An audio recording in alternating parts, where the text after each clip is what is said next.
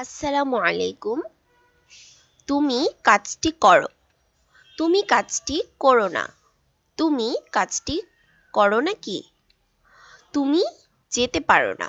তুমি যেতে পারবে? তুমি কি যেতে পারবে না?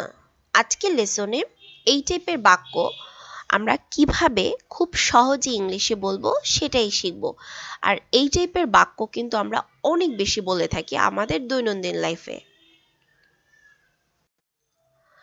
করো, করো না বা করো কি বা করো নাকি, পারো, পারো না, পারবে, পারবে না, এই টাইপের বাক্য যখন আমরা বলি মানে খাও, যাও, যে কোনো ভার্ব দিয়েই যখন আমরা কথাগুলো বলি, তো এগুলো আমরা কিভাবে ইংলিশে বলবো? করো, করো না, করো কি, করো নাকি, এখানে কিন্তু 4 ফর্মের এখানে আমরা বাক্য ব্যবহার করেছি। প্রথমে করো, যাও, খাও, এটা হলো পজিটিভ। করো না, যেও না, খেও না, এটা হলো নেগেটিভ।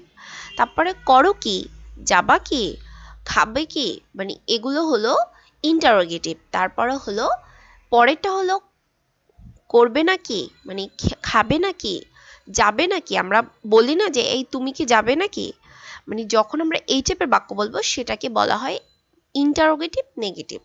তো প্রথমটা আমরা দেখে নেই, একটা স্ট্রাকচার ফলো করে এই সব টাইপের বাক্য আমরা ব্যবহার করতে পারবো।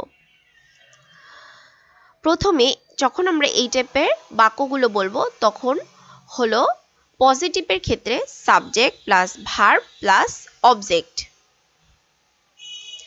আর যখন আমরা নেগেটিভ বলবো মানে করো না, খেও না, যেও না, তখন আমরা subject plus be verb plus not plus object. দেখুন স্ট্রাকচারটি সেম রয়েছে, জাস্ট খালি বি ভার্বটা যোগ, বি ভার্বের সাথে নট মানে নেগেটিভ অর্থে নটটা যোগ হয়েছে। তারপরে করবে নাকি, যাবে নাকি, খাবে নাকি, মানে এই টাইপের বাক্য যখন আমরা প্রশ্ন ছুড়ে দিব কাউকে, তখন আমরা এই টাইপের পজিটিভ ভাবে যখন প্রশ্ন ছুড়ে দিব তখন আমরা এই স্ট্রাকচারটি ফলো করব।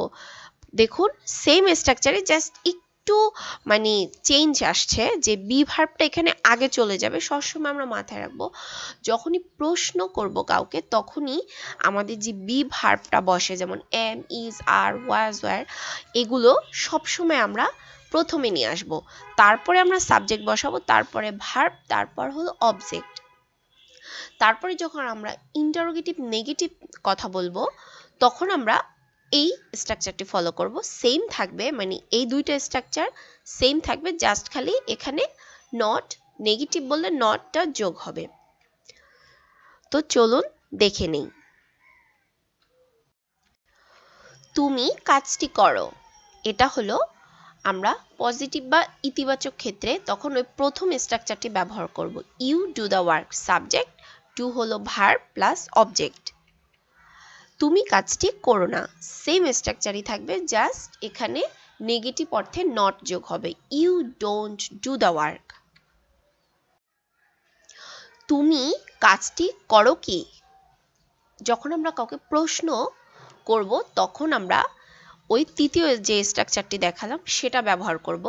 মানে ওই যে বললাম না যে বি ভার্বটা আগে চলে যাবে, এখানে বি ভার্ব হলো do, do you do the work, এখানে বি ভার্ব ডু বসেছে, তারপরে সাবজেক্ট এবং main verb do the work object. তুমি কাজটি করো নাকি, যখন আমরা নেগেটিভ ইন্টারোগেটিভ করে কাউকে প্রশ্ন ছুড়ব বা প্রশ্ন করব তখন আমরা এই স্ট্রাকচারটিও সেম থাকবে, জাস্ট নট যোগ হবে। Don't you do the work, মানে একটু খেয়াল করে দেখবেন স্ট্রাকচারগুলো এতই সহজ, একটা স্ট্রাকচারকে জাস্ট একটু এদিক ওদিক করে আমরা এই টাইপের যত বাক্য রয়েছে সব আমরা বলতে পারবো।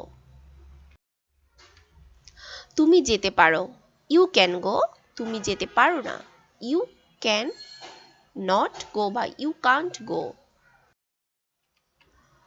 তুমি কি যেতে পারবে, ক্যান ইউ গো, তুমি কি যেতে পারবে না, ক্যান নট ইউ গো। তো আজকের ভিডিওটি এ পর্যন্তই।